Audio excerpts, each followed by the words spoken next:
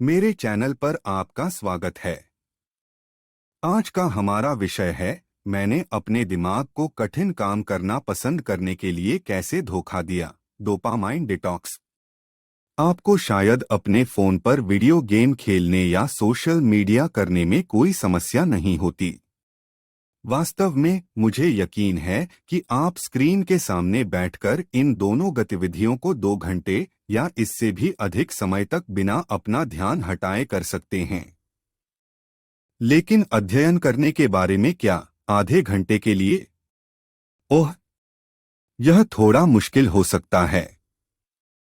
अपने side business 1 और घंटा काम करने के बारे में क्या? यह उतना आकर्षक नहीं लगता।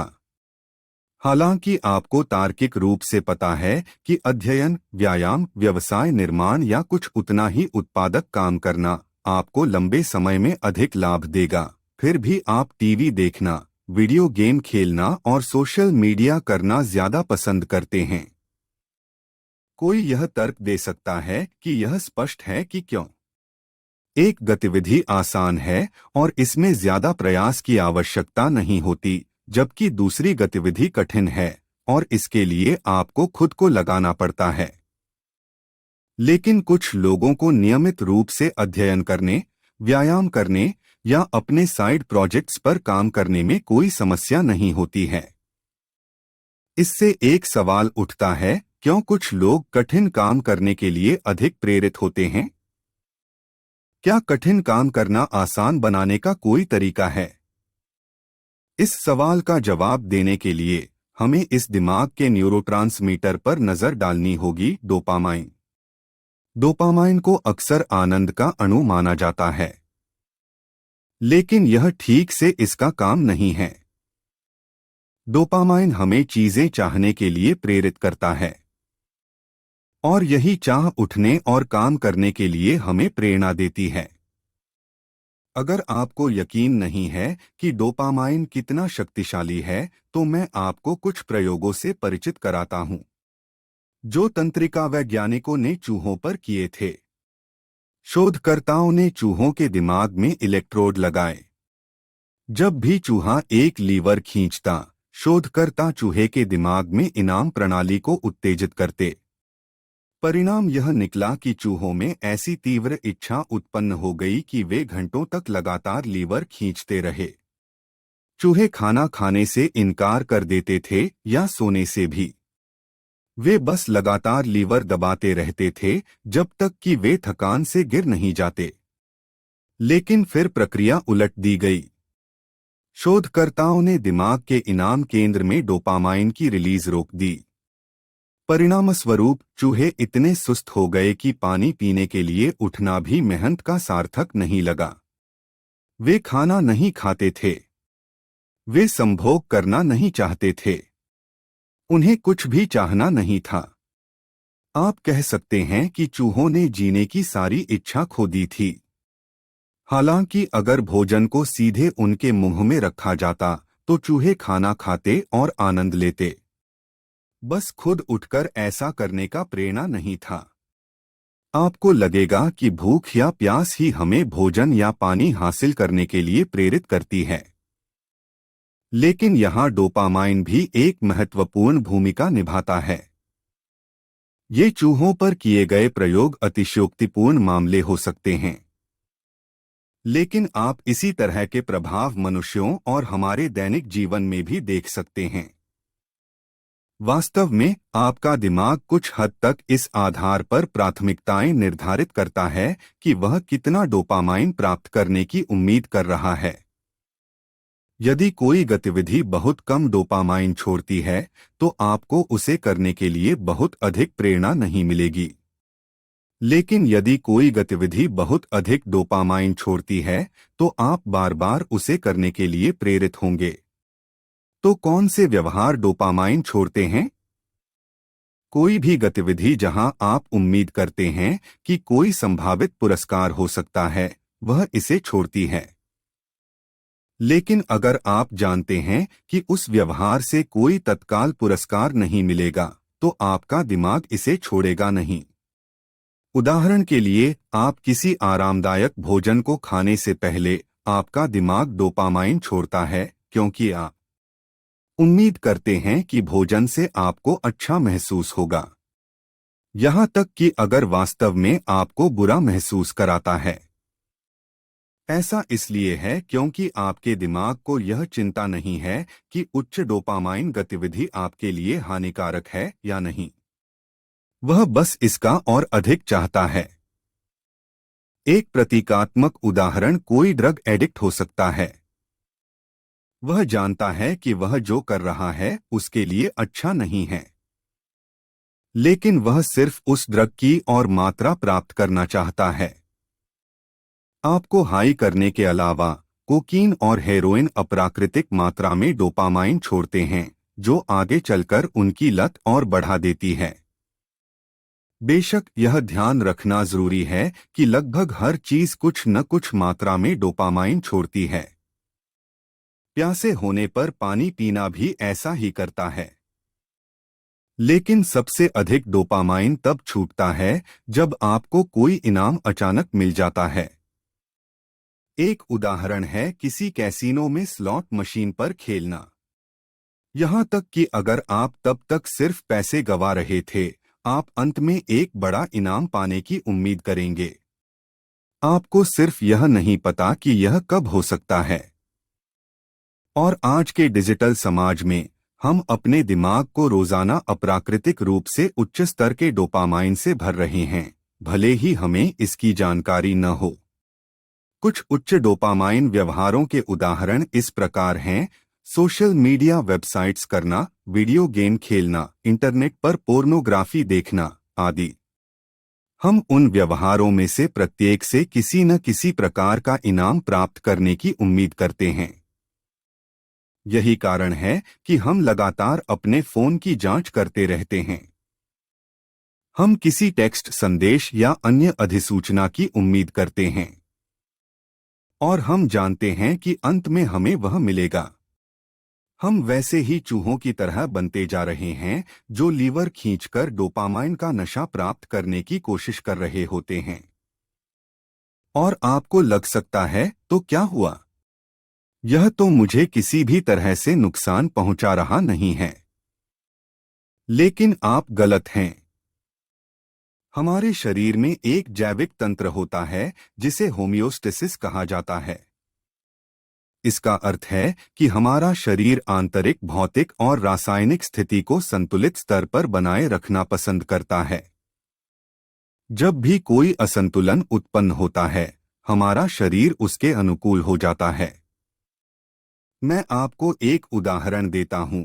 जब बाहर ठंड होती है, हमारा शरीर का तापमान गिर जाता है, और परिणामस्वरूप हम गर्मी उत्पन्न करने और शरीर को गर्म करने के लिए कांपने लगते हैं। हालांकि जब बाहर गर्मी होती है, हमारा शरीर का तापमान बढ़ जाता है, और हम उस गर्मी को कम करने के लिए पसीने। मूल रूप से हमारा शरीर लगभग 37 डिग्री सेल्सियस या 98 डिग्री फ़ारेनहाइट का तापमान बनाए रखने की कोशिश करता है, चाहे स्थिति कुछ भी हो। लेकिन होमियोस्टेसिस का प्रकट होने का एक और तरीका होता है, और वह है सहनशीलता। उदाहरण के लिए, जो व्यक्ति शराब बहुत कम पीता है, वह बहुत जल्दी नशे में चूर हो जाएगा। लेकिन जो व्यक्ति नियमित रूप से शराब पीता है, उसे अधिक शराब पीनी पड़ेगी क्योंकि उसका शरीर इसके प्रति सहनशीलता विकसित कर लेता है। मूल रूप से उसे नशे में चूर होने के लिए और अधिक शराब पीनी पड़ती है क्योंकि वह इसके प्रभावों के प्रति कम संवेदनशील हो जाता है। और डोपामाइन के साथ भी यह बहुत अलग नहीं है।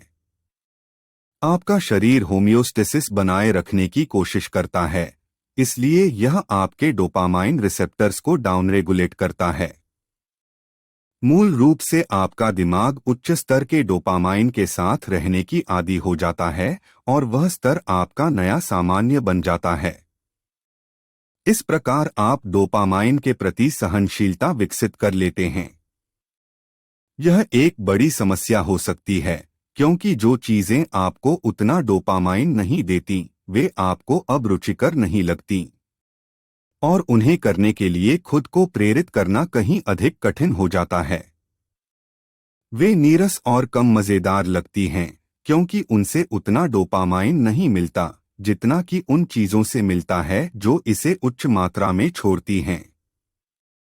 इसी कारण से लोग अध्ययन या अपने व्यवसाय पर काम करने की तुलना में वीडियो गेम खेलना या इंटरनेट ब्राउज करना ज्यादा पसंद करते हैं। वीडियो गेम हमें अच्छा और आरामदायक महसूस कराते हैं क्योंकि वे बहुत अधिक डोपामाइन छोड़ते हैं। दुर्भाग्य से मेहनत करना या पढ़ना जैसी चीजें कम मात्रा में छोड़ती हैं। यह वजहों में से एक है कि नशीली दवाओं की लत छुड़ाने की कोशिश करने वालों को सामान्य जीवन में ढलने में कठिनाई होती है। उनकी डोपामाइन के प्रति सहनशीलता इतनी ज्यादा हो जाती है कि सामान्य जीवन उसके साथ कदम मिलाने में असमर्थ हो जाता है। वे पिछले प्रयोगों के उन चूहों की तरह बन जाते हैं जिनमें पर्याप्त डोपामाइन न मिलने पर कुछ करने का प्रेरणा नहीं रहता। और केवल नशीली दवाओं के आदी ही ऐसे नहीं होते। Video game, social media, pornography के आदी भी ऐसा ही अनुभव करते हैं। जब उनकी डोपामाइन के प्रति सहनशीलता बहुत ज्यादा हो जाती है तो वे साधारण डोपामाइन वाले व्यवहारों का आनंद नहीं ले पाते। इससे एक प्रश्न उठता है, क्या इसे रोकने के लिए कुछ किया जा सकता है? उत्तर है कि आपको डोपामाइन डिटॉक्स करना होगा। अब तक आपको शायद डोपामाइन डिटॉक्स कैसा दिखेगा इसका अंदाजा हो गया होगा। आप जो करेंगे वो है कि एक दिन निर्धारित करेंगे जहां आप सभी उच्च उत्तेजक गतिविधियों से बचेंगे।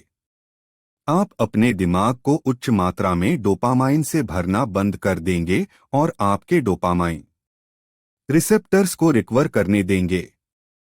सिर्फ एक अस्वीकरण, अगर आप किसी नशीली दवा की लत से पीड़ित हैं तो मेरा सुझाव है कि आप पेशेवर सहायता लें क्योंकि संभव है कि आपको शारीरिक और मनोवैज्ञानिक निर्भरता हो गई हो और मैं नहीं चाहता कि आपको कोई चरम तौर पर दुष्प्रभाव झेलने पड़े।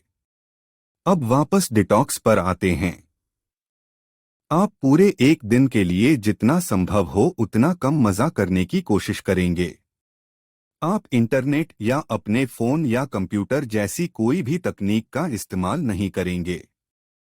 आपको संगीत सुनने, हस्तमैथुन करने या कोई भी जंक फूड खाने की अनुमति नहीं होगी। आप मूल रूप से पूरे दिन के लिए सभी बाह्य सुख के स्रोतों को हटा देंगे। आप नीरसता को गले लगाएंगे और मुझे विश्वास है बहुत नीरसता होगी। हालांकि आपको निंद करने की अनुमति है। टहलने जाओ, ध्यान और अपने विचारों के साथ अकेले रहो। अपने जीवन और लक्ष्यों पर पुनर्विचार करो। अपने किसी भी विचार को लिख लो, कंप्यूटर या फोन पर नहीं बल्कि कागज पर। यह सब काफी तीव्र लग सकता है, लेकिन अगर आप रेडिकल परिणाम चाहते हैं और जल्दी चाहते हैं तो आपको रेडिकल एक्शन क्षमता होनी चाहिए। अब आप खुद से यह पूछ सकते हैं, ये काम क्यों करेगा? आप इसे इस तरह से सोच सकते हैं। मान लीजिए कि आप हर एक भोजन अपने शहर के सबसे अच्छे रेस्तरां में कर रहे हैं। परिणामस्वरूप यह हुआ कि वे शानदार भोजन आपकी नई सामान्य चीज बन गए। अगर कोई आपको सादा चावल का एक कटोरा ऑफर करे तो आप शायद मना कर देंगे। यह आपके सामान्य रेस्तरां भोजन की तरह स्वादिष्ट नहीं लगेगा। लेकिन अगर आप अचानक किसी वीरान द्वीप पर फंस जाते हैं और भूखे मर रहे हैं तो वह सादा चावल का कटोरा इतना बुरा नहीं लगेगा। और यही डोपामाइन डिटॉक्स करता है।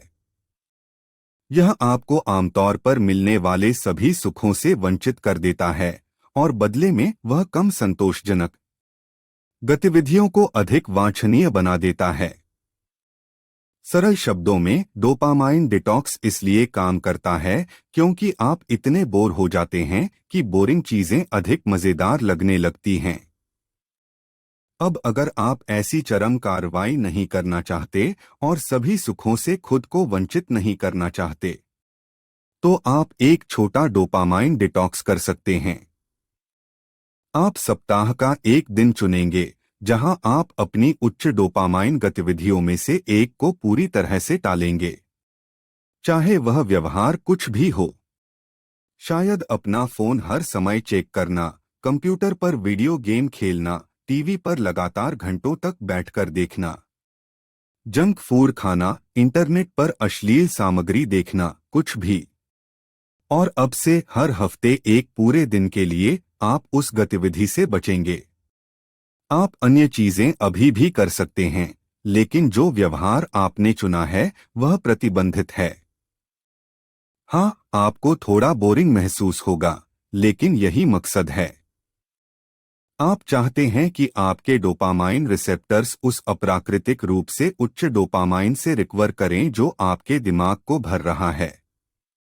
और नीरसता आपको उस दिन अन्य चीजें करने के लिए प्रेरित करेगी। ऐसी चीजें जो आप सामान्य रूप से टाल देते हैं क्योंकि वे इतना डोपामाइन नहीं छोड़ती। और क्योंकि आप बोर होंगे, इन्हें करना आपके लिए आसान होगा।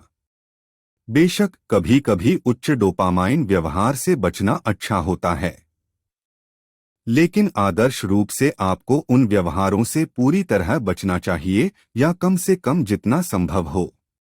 इसके बजाय आप चाहेंगे कि जो चीजें आपको वास्तव में लाभ देंगी उनसे अधिक डोपामाइन कनेक्ट हो। और जो मुझे पाया है वो यह है कि आपकी वर्तमान उच्च डोपामाइन गतिविधियां ऐसी चीजों का पीछा करने के लिए एक प्रोत्साहन के रूप में काम कर सकती हैं जो वास्तव में आपको लंबे समय के लाभ देती हैं। दूसरे शब्दों में, आप अपनी उच्च डोपामाइन गतिविधि का उपयोग कठिन कार्य को पूरा करने के इनाम के रूप में कर सकते हैं। और यही मैं खुद करता हूँ। मैं सारा कठिन, कम डोपामाइन वाला काम ट्रैक करता हूँ जो मैं करता हूँ। अपने अपार्टमेंट की सफाई, पियानो की प्रैक्टिस, किताबें पढ़ना, किसी तरह का व्यायाम करना, इन वीडियोस बनाना आदि। जब मैं कुछ निश्चित मात्रा में काम करने में सक्षम होता हूँ तो मैं दिन के अंत में कुछ मात्रा में उच्च डोपामाइन गतिविधि से खुद को इनाम देता हूँ। यहाँ कीवर्ड्स हैं बाद में और दिन के अंत में। अगर मैं पहले उच्च डोपामाइन व्यवहार में लिप्त होता हूँ तो मुझे कम डोपामाइन वाला काम करने का मन नहीं करेगा। मुझ में बस पर्याप्त प्रेरणा नहीं होगी। तो मैं हमेशा कठिन चीजों से शुरू करता हूँ और फिर मैं खुद को उच्च डोपामाइन गतिविधियों में लिप्त होने की अनुमति देता हूँ। आपको एक उदाहरण देता हूँ। प्रत्येक पूरी की गई कम डोपामाइन वाली घंटे के लिए मैं खुद को दिन के अंत में 15 मिनट के उच्च डोपामाइन व्यवहार से इनाम देता हूँ।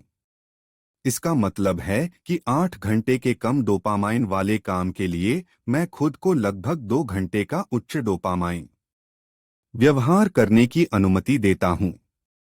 बेशक ये मेरे अनुपात हैं। आप इन्हें अपनी पसंद के अनुसार बदल सकते हैं। यह भी ध्यान देना जरूरी है कि अगर आप किसी ऐसी चीज के लिए आदी हैं जो आपके स्वास्थ्य के लिए हानिकारक है, तो आप उस व्यवहार को इनाम की तरह नहीं मानना चाहेंगे। इसके बजाय एक अलग इनाम खोजें जो इतना हानिकारक न हो। ऐसा इनाम जिसे आप अभी भी प्रयास का मूल्य समझते हों। और अगर आप यह सोच रहे हैं कि मेरी गुप्त खुशी क्या है, तो वह है इंटरनेट। मैं बिना कुछ और किए घंटों तक वहां खोया रह सकता हूं। इसीलिए मेरे पास यह सिस्टम है। यह मुझे अपनी लत पर काबू पाने में मदद करता है। लेकिन भूल की गुंजाइश नहीं। इस सिस्टम के बावजूद भी मैं ऐसे दिन निर्धारित करता हूं जहां मैं उच्च डोपामाइन गतिविधियों से पूरी तरह परहेज करता हूं। इस वीडियो को समाप्त करते हुए मैं कहना चाहता हूं कि कठिन काम को आसान करना संभव है, लेकिन जब आपका दिमाग हर समय इतना अधिक डोपामाइन प्राप्त कर रहा हो तो आपको ऐसी चीज पर काम करने में उतना उत्साह नहीं होगा जो बहुत कम डोपामाइन छोड़ती है। इसीलिए आपको अपने फोन और कंप्यूटर के उपयोग को सीमित करना चाहिए, साथ ही अन्य उच्च डोपामाइन छोड़ने वाले व्यवहार को भी। और मैं आपको बता सकता हूं कि यह निश्चित रूप से इसके लायक है। इसलिए अगर आपको प्रेरणा संबंधी समस्याएं हैं तो जल्द से जल्द अपने दिमाग का डोपामाइन डिटॉक्स शुरू करें। अप्राकृतिक रूप से उच्च मात्रा में डोपामाइन से दूर रहें या कम से कम बहुत कम आवृत्ति पर इससे जुड़े। तभी सामान्य दैनिक कम डोपामाइन वाली गतिविधियां फिर से रोमांचक लगने लगेंगी और आप उन्हें लंबे समय तक कर पाएंगे।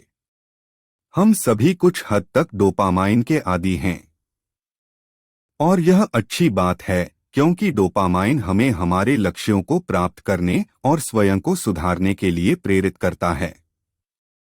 लेकिन यह आप पर निर्भर करता है कि आप अपना डोपामाइन कहां से लेंगे। क्या आप ऐसी चीजों से लेंगे जो आपको लाभ नहीं पहुंचाती, या क्या आप अपने लंबे समय के लक्ष्यों पर काम करके इसे प्राप्त करेंगे? चुनाव आपका है। अगर आपको यह वीडियो पसंद आया हो तो मुझे बहुत खुशी होगी अगर आप लाइक बटन हल्का सा टैप करें। यह मेरे चैनल की बहुत मदद करता है, क्योंकि सर्वशक्तिमान यूट्यूब एल्गोरिदम देखता है कि लोगों को ऐसे प्रकार के वीडियो पसंद आते हैं और यह मेरी कंटेंट को बड़ी भीड़ तक पहुंचाता है। यह अधिक से अधिक लोगों को अपने जीवन को सुधारना शुरू करने देता है। हमेशा की तरह देखने के लिए धन्यवाद और मैं आशा करता हूं कि यह वीडियो आपको बीते दिन से बेहतर बनाए।